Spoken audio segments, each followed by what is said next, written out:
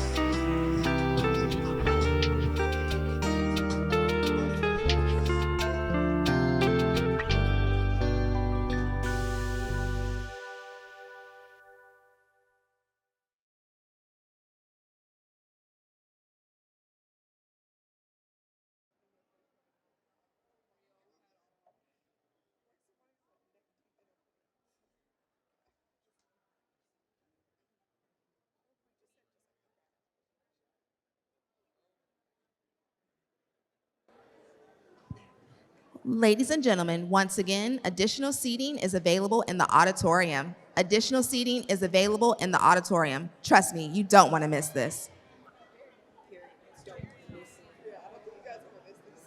We'll be live streaming in the auditorium.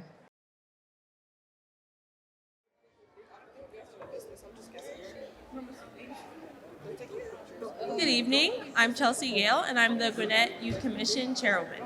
Good evening, everyone. My name is Tori Love, and I am the Secretary for the Gwinnett Youth Commission. Tonight, we'll be reciting the poem Black History Month by Nikki Giovanni. If Black History Month is not viable, then wind does not carry the seeds and plant them on fertile ground. Rain does not dampen the land and encourage the seeds to root. Sun does not warm the earth. And kiss the seedlings and tell them plain, you're as good as anybody else. You've got a place here too. Thank you.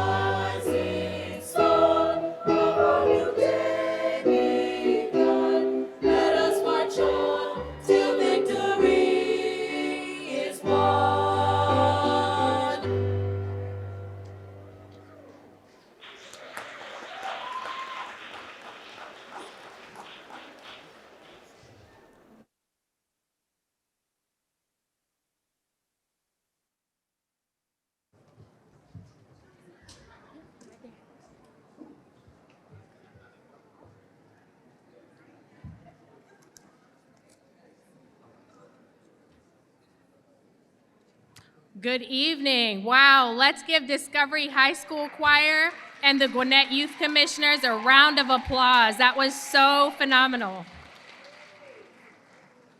Welcome everyone to our Black History Month Heritage Night celebration.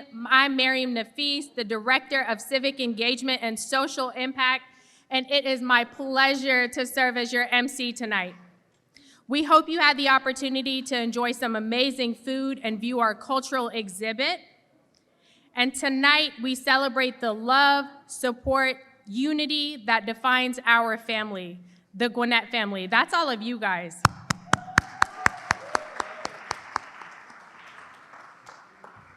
We honor the legacy of those who have come before us and pave the way for generations who shall follow. While tonight serves as a source of joy and inspiration, we must not forget the importance of celebrations like this. Black History Month serves as a dedicated time to recognize and celebrate the achievements of Black Americans throughout history. From rich traditions to building new bonds and expressing gratitude, Black History Month is a tapestry woven together with threads of love, food, freedom, and determination.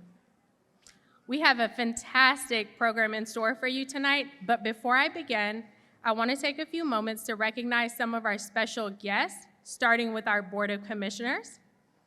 Chairwoman Nicole Love Hendrickson,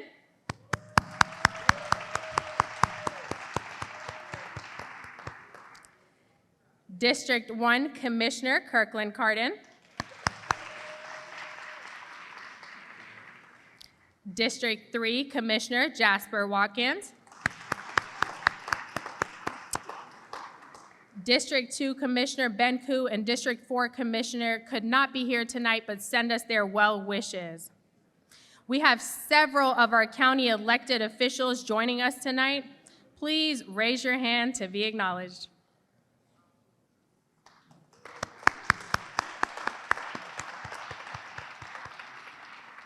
I would like to recognize our County Administrator, Glenn Stevens, and our Deputy County Administrators.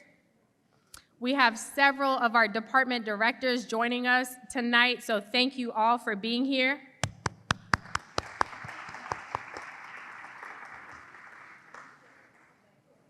Our next speaker was elected to the Gwinnett County Board of Commissioners in November 2020, making history as the first African American to hold this position. Chairwoman Nicole Love Hendrickson is a lifelong public servant and has been recognized throughout Metro Atlanta and the state of Georgia as an influential leader and trailblazer. Please help me welcome this amazing woman to the podium.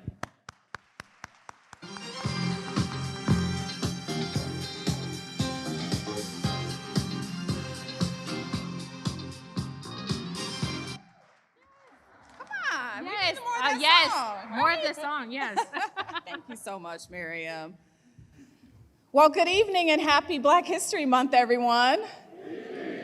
I have to, yes, give yourselves a round of applause, because if you can see what I am seeing right now, this is such a beautiful sight of diverse faces and just the tapestry of culture that we're celebrating today, and I am so honored to be here to host our annual Black History Month celebration. And before I begin with my remarks, I want you to help me in giving a round of applause to our community outreach new program director, Ms. Miriam Nafis, who just introduced me, and the entire community outreach team.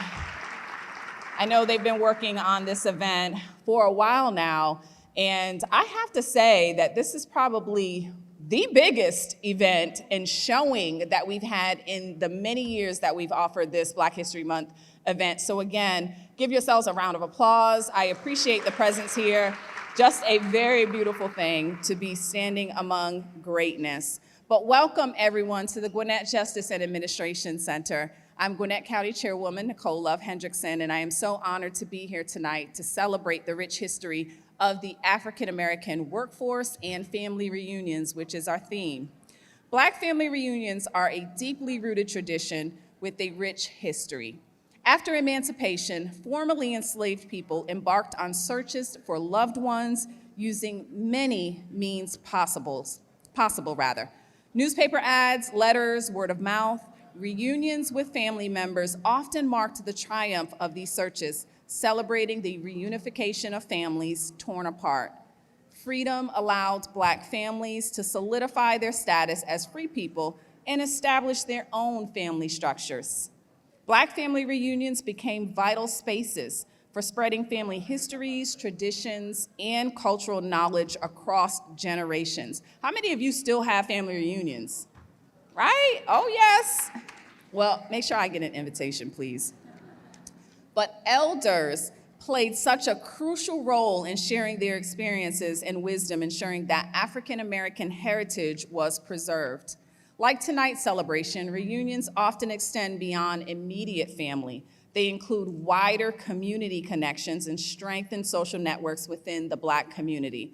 So tonight, take the time to meet someone new, network, and enjoy the fellowship. You might find a distant cousin. We all cousins, right?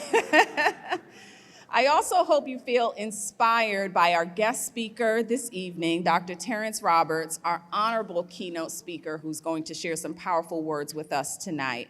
Dr. Roberts holds an enduring space in our nation's history as one of the Little Rock Nine.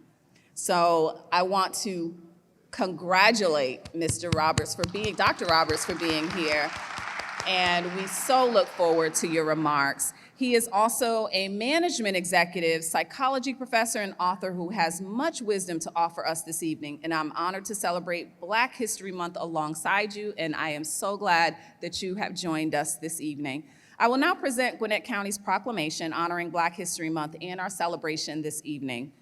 So if we have the proclamation, and I know it will be presented, and if anyone wishes to have a copy, whereas Black History Month is an opportunity to learn, celebrate, and honor the impactful contributions of African Americans who have influenced the nation, and whereas Dr. Carter G. Woodson first established Black History Week in February 1926, choosing a week that included the birthdays of abolitionist Frederick Douglass and President Abraham Lincoln.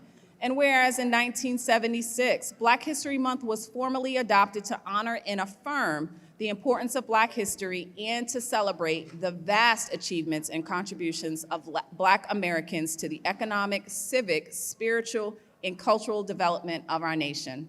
Whereas the 2025 National Black History Month theme, African American Labor, focuses on the central role that work has played in the Black American experience, from the agricultural labor of enslaved Africans to the establishment of Black Wall Street. It also highlights the role of organized labor in fighting economic and social injustices. And whereas for generations, Black Gwinnett residents have shaped our economy and vibrant history, fueling meaningful change and leaving a positive impact on the lives of all residents through business, social activism, religious organizations, and academic contributions. And whereas Gwinnett will also highlight the role of Black family reunions in balancing the tireless efforts of African American labor with the power of familial bonds, love, and community. You hear how I said love?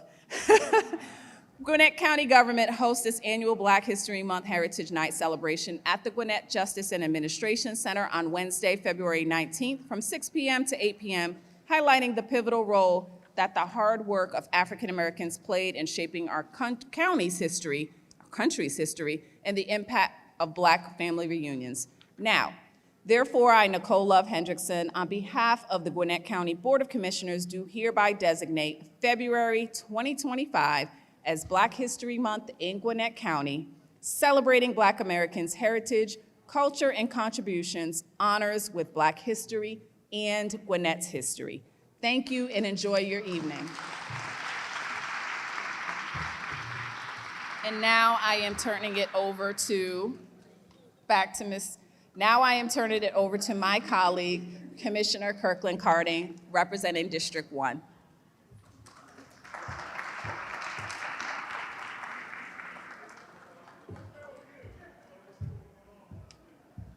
Good evening. This is amazing turnout. I've been coming to these events for more than a decade now, and this is the largest turnout I think I've ever seen at this event. Give yourselves a round of applause. The theme for this year's event is African Americans in labor. If you would please indulge me, I would like to expand on this theme to include African Americans in economic contributions. You see, if we just focus on labor, we miss recognizing the vast contributions that extend far beyond labor, contributions such as Maria Van Brittan Brown, who invented the closed-circuit television security system.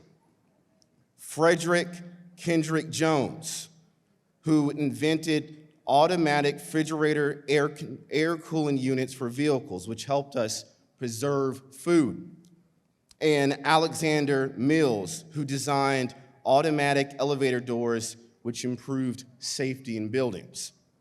These are just a small fraction of the economic contributions made by African Americans in this country that go far beyond labor.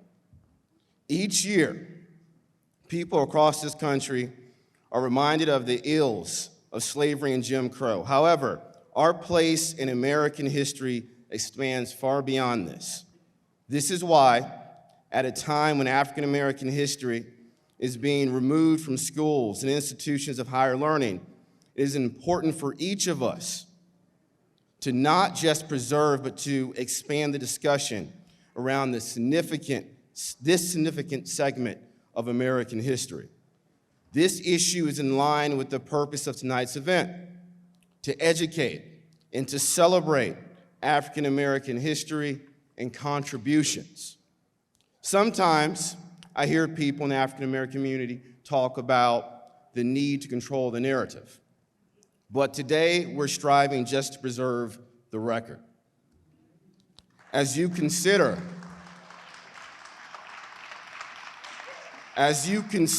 recent events at the state level and across the country, it's clear to see that we live in a time where African American history is under attack, and new barriers are being created that prevent us from teaching a holistic and accurate version of American history. One of the reasons that I hear for not teaching African American history is because it opens old wounds or makes people feel uncomfortable. Now, if all we talked about were the ill wills, the brutality of Jim Crow and slavery, I might understand that perspective. However, we all know that there's much more to share and learn about the African American experience in this country. So, the call to action tonight is this, it's twofold. First, I ask that we all enhance our personal education on African American history. Second, we be a conduit and an advocate for enhancing the knowledge of others, most importantly, our children. To this end, I ask everyone tonight to pull out their phones and do an online search for African American contributions in America, and to read about a person or an event that is new knowledge to you or your family. If we all do that, then the main goal of tonight's event has been obtained. We are all learning something new about African American history. Now, I would like to introduce the next speaker tonight of the program, District 1 Commissioner Jasper Watkins III. What did I say? District 3, I'm so sorry. District 3.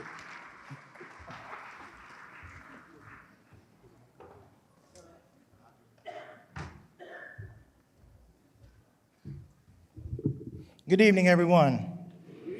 I want to start first by saying, all the nine, if the nine is out there, raise your hand.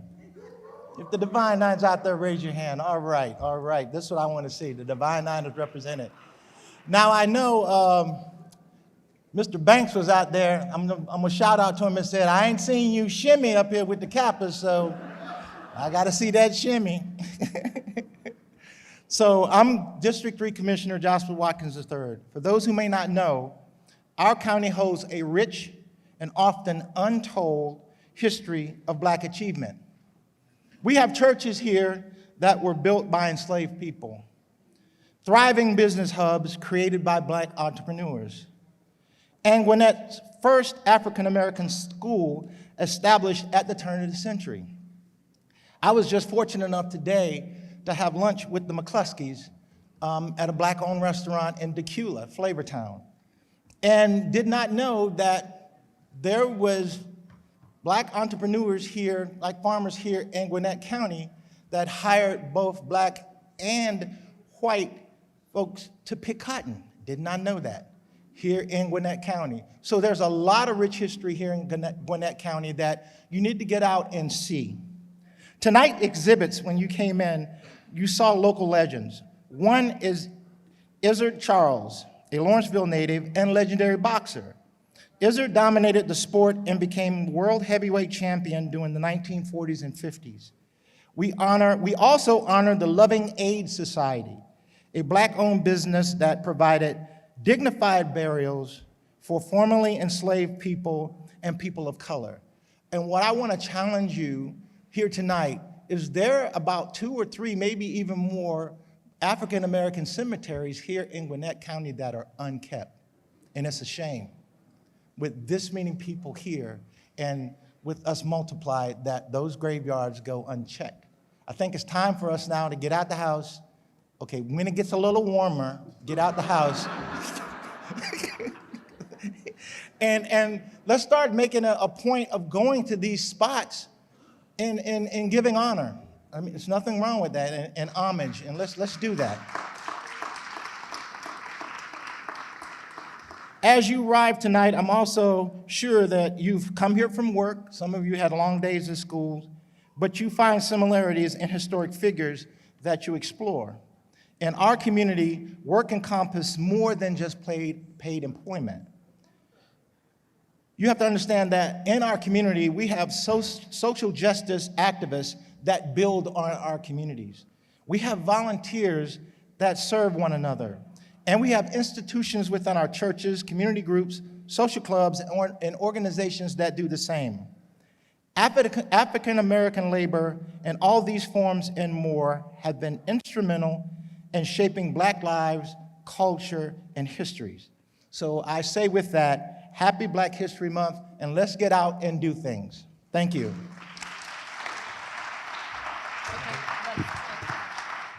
And now we'll be presenting the Black History 2025 proclamation. We invite the Board of Commissioners and our director to the stage.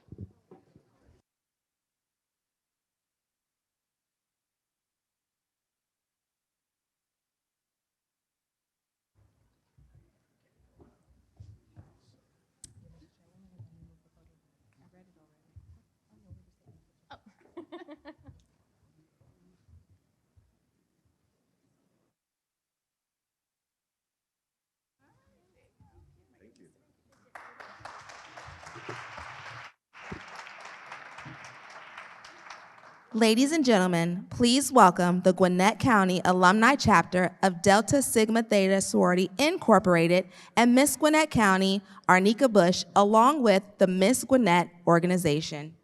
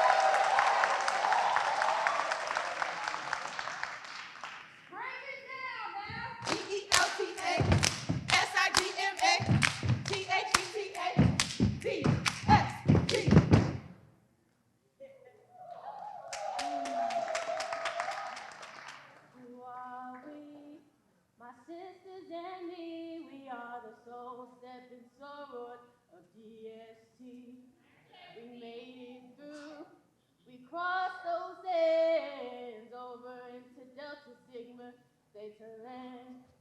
Who are we? My sisters and me, we are the soul stepping sorors of EST. We have strived to cross those sands over into Delta Sigma, State to land. Who are we? Step by step, my stepping sorors, step by step for DST. Step by step, my stepping sorors over into Delta Sigma, State to land.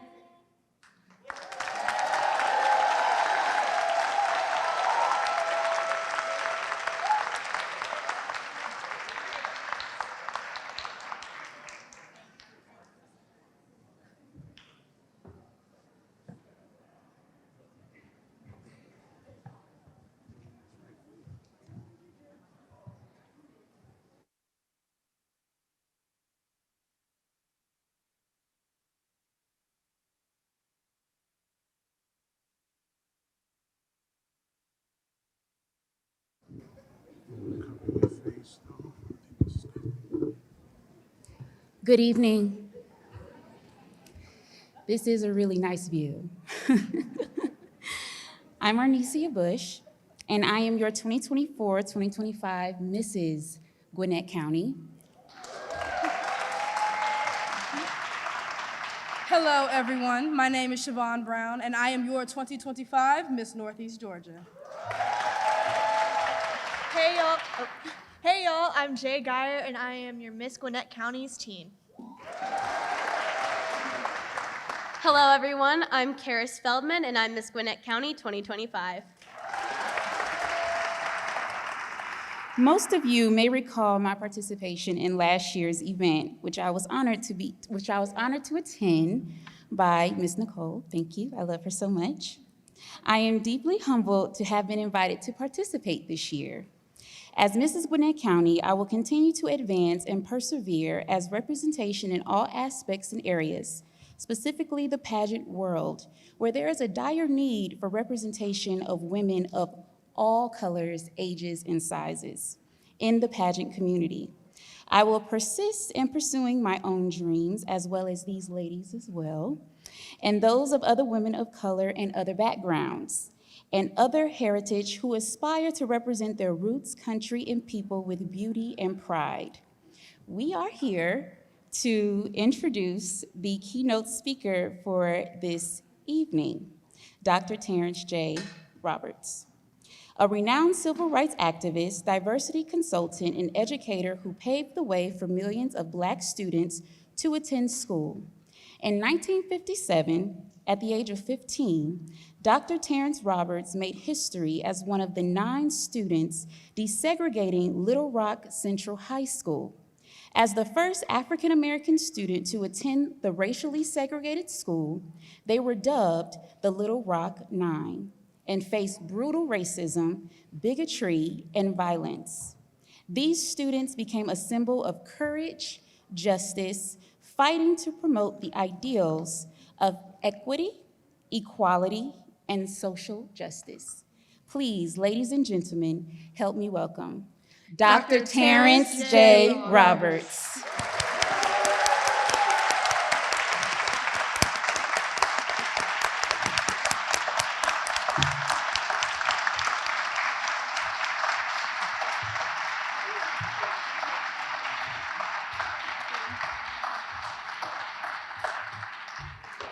It's not often I'm introduced by a quartet.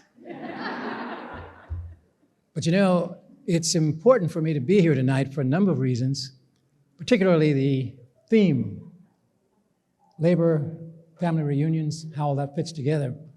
But before we get to that, I want to say to all of you on behalf of the group of 9 of us, of which 7 remain, 2 of our group have succumbed to life's encounters and taken off for other worlds. Some of the 7 remaining are in dire physical distress as we speak. So I'm not certain that those numbers might not decrease later this year. I don't know. I will keep you informed. The other thing is, some of you in the audience were alive and well in 1957.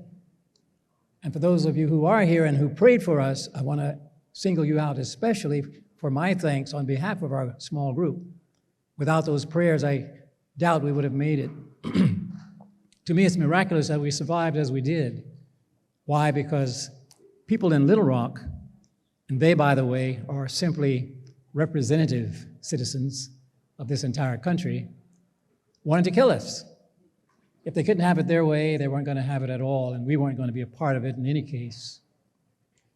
Going back to those early days, I'm reminded, too, of how important it is to be in family. I grew up in a neighborhood in Little Rock that was all black, of course, by law and by custom. We had to be there. We couldn't be anyplace else. If we were in other places, we were at risk. And oftentimes, some of us didn't make it back to the community. But the point was that by staying in community, you had the best possible chance. Every black adult in that community was a self-appointed parent for all of us kids. They looked out for us, they reported on us, they kept us on the straight and narrow. And if you did something untoward in another part of the city, there was a line of communication that went straight back to our community. And you knew when you got home you had to answer for your misdeeds. Fortunately, I was not a person who loved violence. I think something in my DNA told me that violence made no sense. So I was actually an apt candidate for this group, this small group. By the way, in answer to the question that comes often, how or why did you make the decision? We were all volunteers. We volunteered. The 1954 decision that said the Plessy decision was now unconstitutional and the Brown decision took over. By the way, there's a problem I still haven't resolved. How can something be constitutional for hundreds of years and all of a sudden it's not constitutional anymore? It seems like the fellow in charge of this country is trying to do something of his own by way of changing stuff. I don't know. But again, that's why I highlight community. We have to band together to make certain that we don't get run over by the folk who very much want to destroy what we've been trying to build for centuries. The other thing I want to talk about before I get into my more formal remarks is that there were more than 9 of us who volunteered. There were about 150 of us who raised hands on that fateful day. This happened at school, and then we went home and informed our parents that we had volunteered, but there were 140 sets of parents who said no. My child will not wind up dead in the streets of Little Rock for this madness, this nonsense. But you might say, you said 150, and then there was 140 who said, well, that left 10, right? Well, yes, you're right. For a brief moment in time, we were the Little Rock 10. One day, in fact. But the father of the 10th child received a telephone call from his employer who told him, if you continue in this madness, thinking you can send your child to be at a school where my kids go, don't bother coming back to work. And so out of fear and panic that he would lose his job, he pulled her out. Now, if he had counseled with me, a 15-year-old at the time, I could have told him, your job is history, no matter what he says. And that was true. A few days later, he was fired, although he had pulled his child out by that time, and now there were just 9.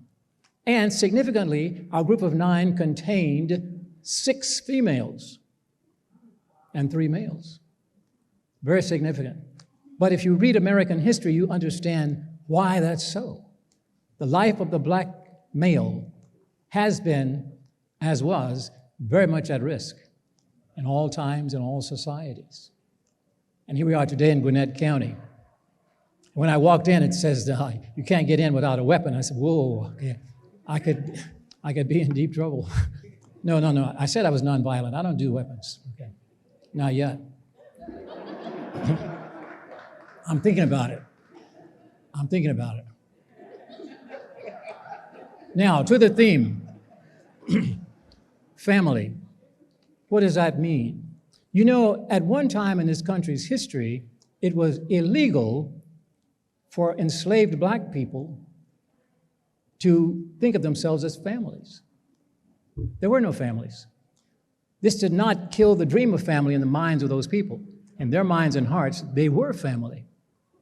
And so it was that the moment the proclamation was signed that you are now free, they began, as you suggested, looking for family members.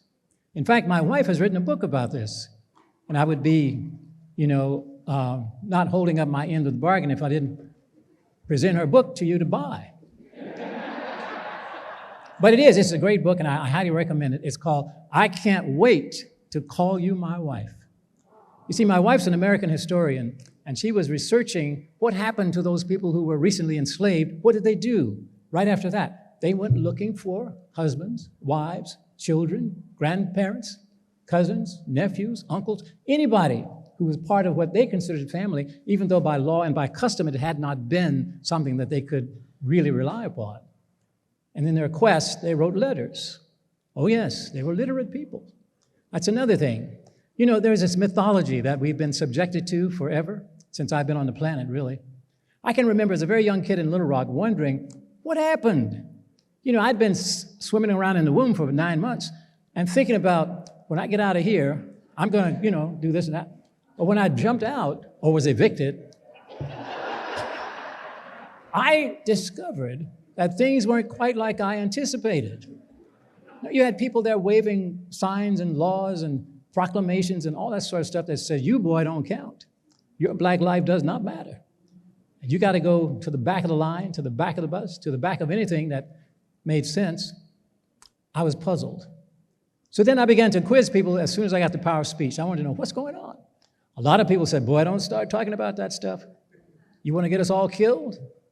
And I didn't want anybody killed, so I backed off. But I did not stop looking for the information. And guess what? It's all there. It's written down. You can find it in the archives. You don't have to wait for people to tell you. You don't have to wait to take a class on Black history.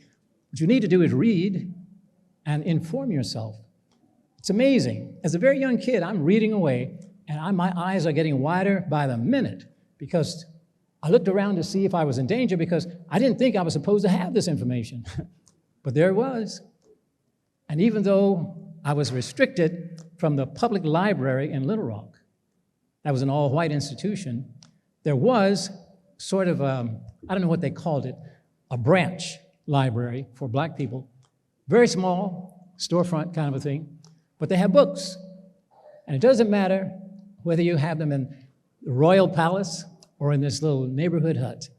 The books said the same thing. The information was the same. And I began to find out what was happening. I was talking to a group earlier this morning, a group out in Los Angeles via Zoom. We were talking about the fact that some people don't read, and they rely, especially today, on social media, that sort of thing. Get rid of all of it. Those of you who are addicted to social media. It's not healthy. But you do need to read to find out what's going on. And so what I was saying to this group was that you can predict in this country with accuracy what's going to happen once you read the history because you see the model. Why? Because nothing's changed, folks. Nothing has changed. Now, some people don't believe this. There are some people who believe we've made progress. And I get castigated a lot from people who tell me, why are you going around preaching that there's no such thing as progress? Because it's the truth, I say. And it is.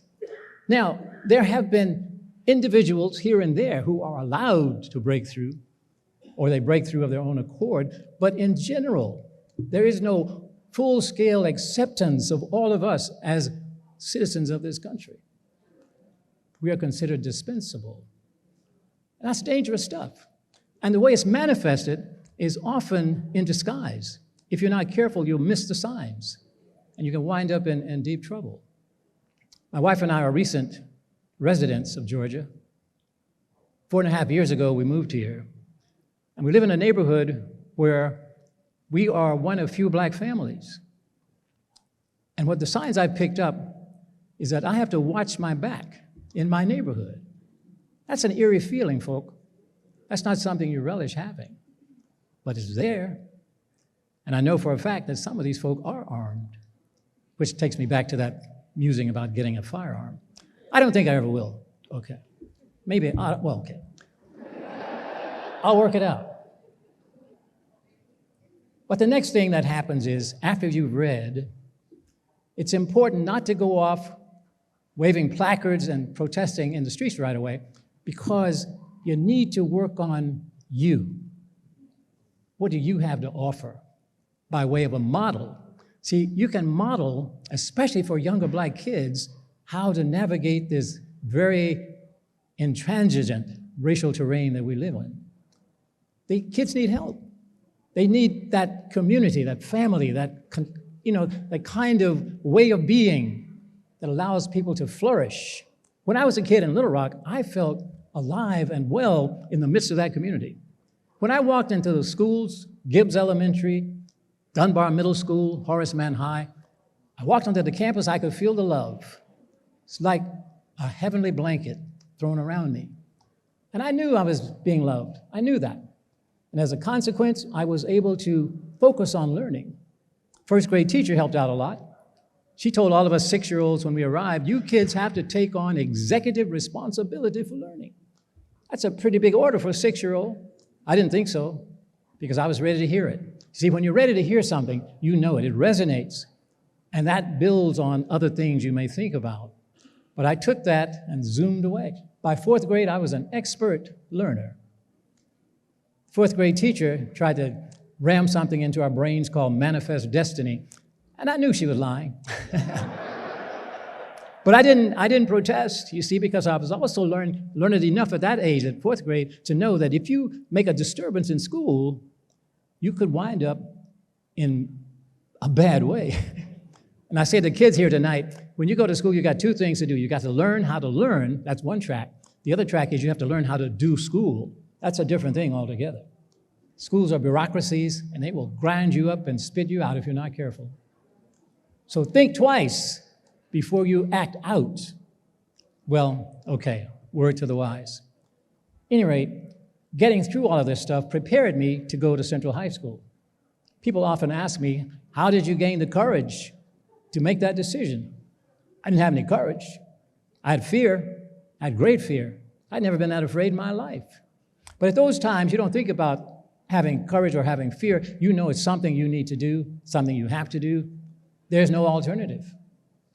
And when you feel that way, and this only comes as a consequence of having learned who you are, what you're all about. I don't know all about me at this point. I'm only 83. I got, some more time, I think. Although my mom told me some years ago, she said, boy, you might live to be 80. And I think, okay, I'm on borrowed time. But the point is this, keep learning about you, what you have to offer, because whatever it is you have to offer is valuable. Don't downplay it. It's important and relevant at the time. My wife and I have 2 daughters. When we were raising these kids, we told them, kids, we are your parents. We're not your friends. We're going to hold your feet to the fire. You're going to get stuff right if you're going to live in this house. And so we taught them about work. Back to our theme, you see, family and work. Yeah, work's important. You know, there's a myth going around that Black people are lazy. You ever hear that? Huh, no way, no way. All the labor we put into building this country, that's not a sign of laziness, folks. That's a sign of people who are devoted to work. Even under the harshest circumstances, they get it done. They got it done. They will get it done if given the chance.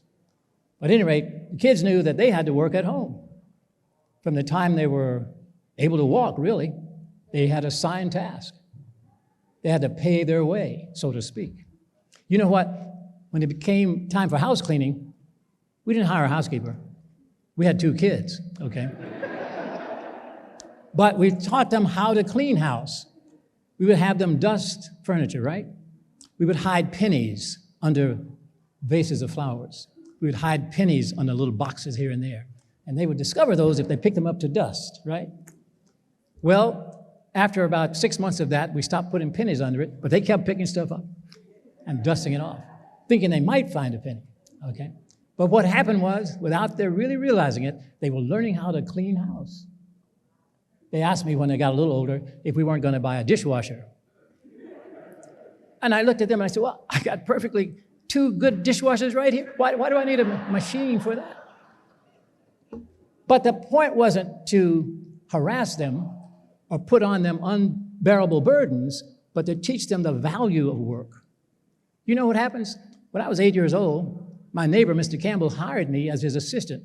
He was a janitor at the YMCA. He said, Terry, I'm going to show you how to work. So at age 8, he taught me how to clean the Y, and he said, the first time we clean it, it's going to be really hard work. I want you to understand that going in. But what you'll find out is the second time won't be so hard. That made so much sense. So I was on his team for a couple of years, but it was an unpaid position. And I needed funds. So I quit that job, but I quit with that knowledge of how to work. So when I went looking for a job, I was qualified and I had his backing. So my next employer was Dr. Floyd. He ran a drugstore in what was called the West 9th District in Little Rock, which was a black business district. You know how that goes? It didn't last long. What happens to black business districts? Do you know? They don't have a chance. They get mowed down by freeways. You go into any community, check on the history of the freeway in that community, you'll find out that probably black people live down that corridor.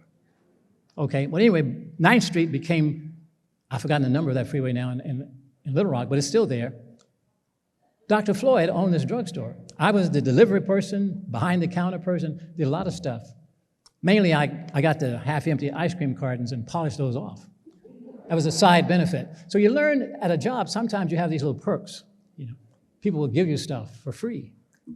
Well, at any rate, when I left Floyd, because I asked for a raise after a couple of years, and he said, I can't afford you. I was making $8 a week. So I signed on as an electrician's apprentice. I made $10 a week. I was in hog heaven. But the point is, all along the way, I'm learning new aspects of working in different ways. Later on, much later, as an adult person, I hired on as a college student working for the County of Los Angeles. And I had a simple job. I had a desk. I was on the first floor. There were 3 floors in the building. And I had paperwork to accomplish. It was very simple stuff. I was supposed to work from 9 to 5. I got to work at 9. By 9:30, my job was finished. I had nothing else to do all day. And I know bureaucracies get a bad rap for this kind of thing, but I wanted to make something different happen. I didn't want to be idling around, wasting time. I began to go around to other desks on the first floor and learn what they were doing. After a time, I could have done any task at any desk. Then I became curious. What happens to the paperwork I do? It went upstairs, second floor. I followed the trail up to the woman who had the desk on the second floor, who got the paper from me, and she processed it. Guess how long it took her to process that paper? All day. I thought, oh no, this isn't going to work. She complained to the supervisor. Supervisor came to me and said, you want to work, huh? She put me out on the mailing dock where I had to heavy work, big satchels of ladles and so forth. I didn't mind because I enjoyed work. By that time, I was addicted to work. I wasn't looking to be idle. In fact, I left one job because there was not much to do. I mean, there was something to do, but I could usually do it in half the time they expected me to do it.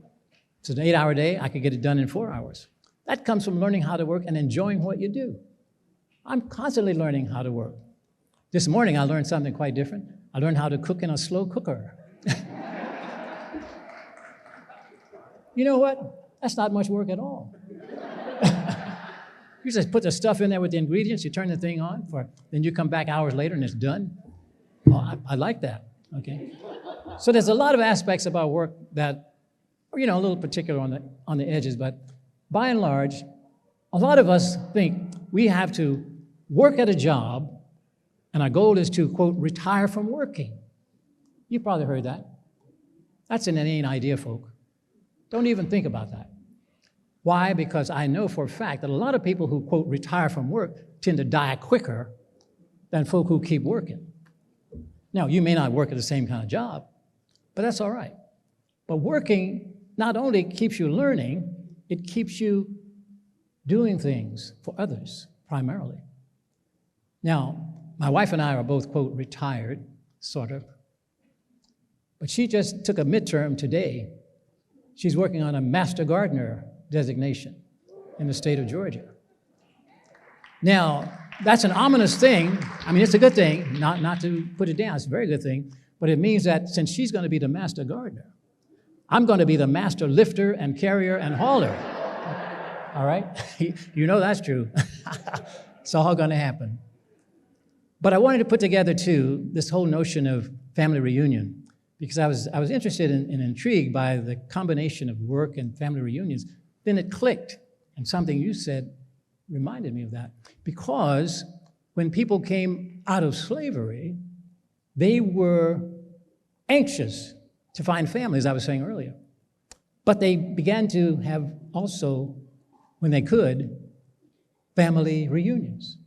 And we still do it, yeah. In fact, we have family now, right now, my wife and some cousins are putting together our annual Zoom thing. We're scattered all over the place, so we do reunions by Zoom. And by the way, if you haven't done that one, that's a good thing to think about, you know. You could intersperse that with the face-to-face stuff, and keep you more up to date, too. And find out what's going on. Because I tell you, families are very large. And I consider myself part of this family, by the way. But in fact, it was a family connection that got me here. Oh, yeah, I was talking to Zachary Pratt, who invited me to the United Ebony Society, and a lot of society members here tonight. Just want to shout out to all of you guys, because that's a great group. Give them support, give them money, okay. Also, I was there, and Miriam happened to be there, and we talked. She's a family member, too. And then she said, you got to come over to Gwinnett County's Black History Month program. I said, oh, yeah, I'll do it, because it's part of the expanded family. And so this happens all the time. You make connections. You know, wherever I go places, I made a couple of friends when I walked in here tonight. I parked over across the street where the parking lot is, and walking in, there were two people with 3 packages. And that's a bad thing, but here I am, so I picked up one and brought it in. I was a little disconcerted because when I got to the entry, they have these guards up there, a whole lot of them, and they're armed, and they said, first the sign says you can't get in here with a weapon. Then I see these people with weapons. I'm thinking, well, wait a minute. What is going on? But at any rate, they let me through with my box. They didn't quibble. I don't think they even looked in the box. I told them what was in it, even though I didn't know. But I doubt that 2 people who work here are going to give me a box full of contraband, so I was all right. So we got in. In sum, if we put together these whole notions of being able and ready to meet the challenge of the day, which requires more learning on all of our parts, and the fact that you are part of a larger family and that you are committed to work, you got the best of all worlds. See, working is so vital.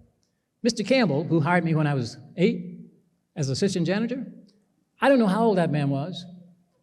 In my 8-year-old mind, he was 100, because he was old, right? But the man was supple and spry and agile. His body was in good shape. I had a middle school kid one day, he raised his hand, he says, Dr. Roberts, how old are you? And I told him, and he just blurted out, damn! And his teacher looked at him with a look that could kill, and I knew I had to do some reparations. I didn't want this kid to get in trouble. But there was an honest reaction on his part, you know? And I guess the point of that is, don't deny kids whatever they say, exclaim, you know. You help them learn from that, you know. Maybe at some point he will learn how to be socially appropriate, as it were. But it doesn't mean that he has to be castigated because he accidentally spit something out that was just there, you know. I guess in closing these brief remarks, I'd like to suggest that finding a way to express yourself is important. The young women who were here reciting a poem earlier, I love that. Why? Because I consider myself a poet. I just ran across a poem a couple of years ago. It's called On Turning 10. This has nothing to do with what we're talking about tonight. This is about poetry.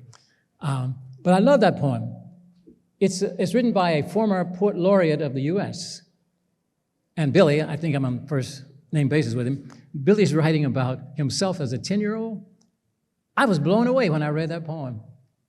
I don't know if I can recite it all, but I'll start and we'll see where we go with it. I'm just about to turn 10. But you know, There are people around me who tell me that it's too early to start looking back. You're not even 10 yet. I disagree. They have forgotten the magic of being one, the absolute complexity of being two. When I was 7, I was a wizard. And I thought I could make myself disappear and be invisible by drinking my milk in a certain way. By 9, I was a prince. Today, sadly, I just sit in my room looking out on the sun as it glances off my old play hut. And I've never seen the sun shine so solemnly as it does on the side of that building. And there is my bicycle leaning, drained of all of its dark blue speed. I used to think that I was filled with light, and if you cut me, I would shine. But today, if I fall on my face and skin my knee, I bleed. End of poem. But you know, I don't know what it was, the magic of the thing, but it caught my attention. And I do consider myself a poet. I am in the middle of writing a poem now for the newest addition to the family. He is what do you call him? It's my nephew's daughter's baby. Who am I? I'm a great something, right? Okay. But I'm writing a poem for Malachi, okay? Oh, and just 2 weeks ago, I had a friend I work with, and she and her husband were giving birth to twins, she was, and I volunteered to write a poem for them both. You know, at first I was a little confused. Should I write a separate poem for each? No, I decided to write it for both of them, which I did, and I sent it off, and they enjoyed it. And she wrote a very nice note to me, the mother, saying, "I'm so pleased that you wrote that poem, and when the boys are old enough, I'm going to have them read it to each other." And I thought, good. Not because I wrote it, but because I think poetry is a way of learning. Poets, if they're good at their craft, will write something that brings out from you what's inside. The poem is simply the vehicle, but the message of the poem differs based on who's reading it. Oh, it's beautiful. Can't do without it. So go in peace, do well, and by all means, stay out of trouble. Thank you.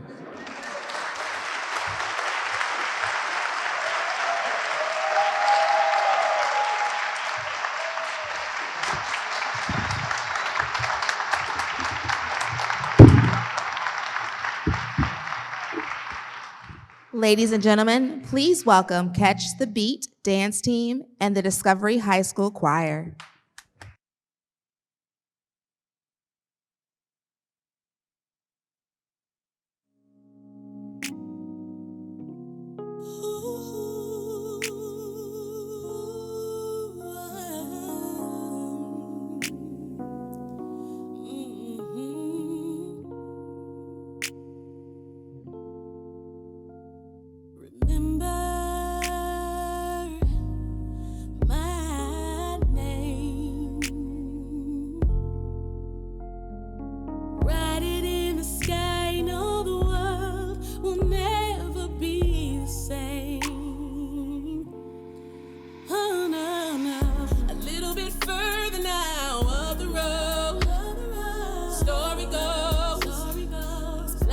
Overflow now. Don't forget about me.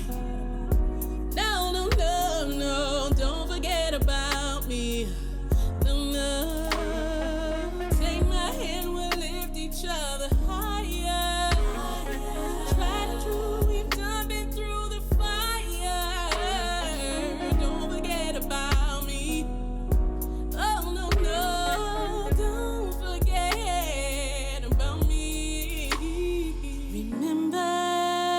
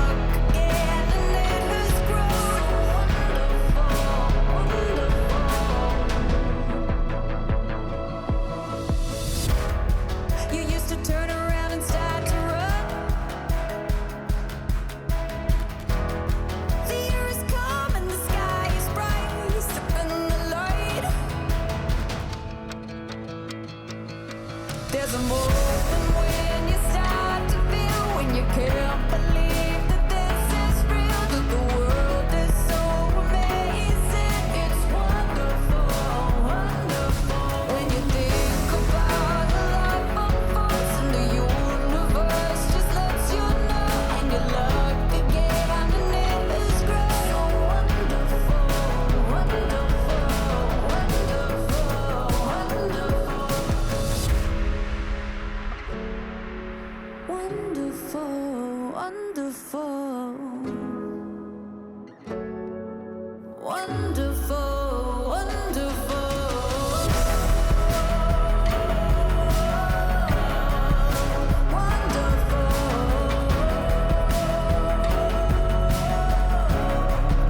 wonderful. There's a moment when you start to feel when you can't believe that this is real. The world is so amazing. It's wonderful, wonderful,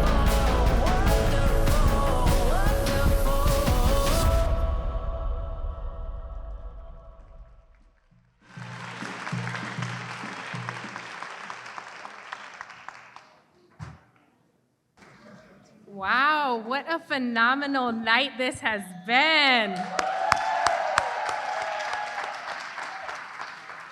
Dr. Roberts, your story is not only the past foundation of which we stand on, but one we can continue to build a future on. Thank you so much for everything you've done for all of us.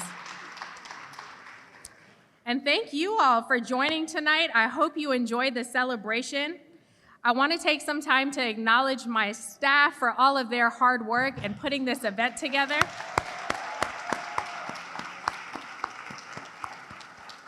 A special thank you to the Department of Communications, as you guys see out, the Department of Support Services, the Sheriff's Office, and Department of Water Resources.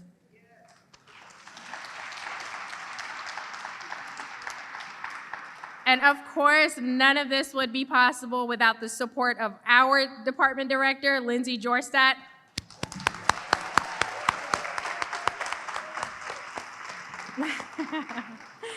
I want to thank our exhibitors, Gwinnett Historical Society, African Women PAC, okay, United Ebony Society, Department of Community Services, and the Gwinnett Black Chamber.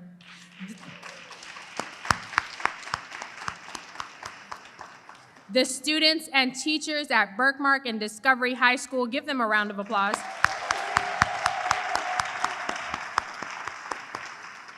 The various partners and vendors, thank you guys. And of course, a huge thank you to all our volunteers. And I know you guys are wondering, how do they get to volunteering? It is volunteer@gwinnett.net. So yes, we will have you guys volunteering next time. This night would not be possible without the entire team of people. So thank you, everyone. And of course, a family reunion is not complete without food. Did you guys notice Aunt Betty's halal soul food? It was good. Aunt Evelyn's cobblers, and Chef Hank, but tonight we're gonna call him Uncle Hank. So y'all had all the aunties and uncles cooking for you guys tonight. Yes. That's a family reunion. All the aunties and uncles were in there. So we hope to see you guys on May 30th for Asian American Pacific Islander celebration. Thank you all for being here tonight. And it is not over. We did say tonight was a celebration. So. What a day, what a day.